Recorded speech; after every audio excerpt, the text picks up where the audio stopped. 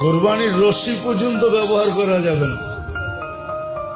হ্যাঁ, ফালায়া দেওয়া যাবে বা সৎকা দিয়া দেওয়া যাবে, নিজের ব্যবহারে লাগানো যাবে না।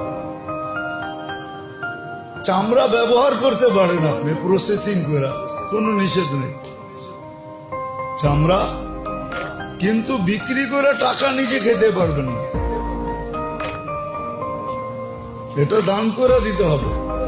আবার এটাও সত্য, কসাইকে মজুরির বিপরীতে দিতে পারবেন না, যে তুমি বানায় দাও চামড়াটা লয়ে যাও, এটাও চলবে না। বা তোমাকে 5 কেজি গোস্ত দিয়া দিব, এটাও চলবে না। বিনিময়ে কিচ্ছু দেওয়া চলবে না, রশি পর্যন্ত দেওয়া চলবে না। ভালো করে জেনে নেন। কিন্তু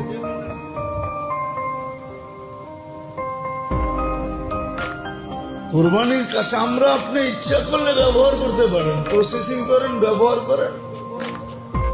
অনেক দেশে করে ব্যবহার, আমরা তো জানি না, এই জন্য প্রসেসিং করতে পারি না, ব্যবহার করতে পারি না। আপনি ব্যবহার করতে পারেন। চামড়ার জিনিস ব্যবহার করা অনেক ভালো, শরীরের জন্য ভালো, স্বাস্থ্যের জন্য ভালো। এটা তো আবার অন্য দিকে চলে যাবে, এই জন্য তো আমরা রোগে আক্রান্ত, কেন আমরা বাবু, সবাই বাবু ঠিক গেছি। গ্রামও বাবু, শহরও বাবু। বাবু বোঝেন?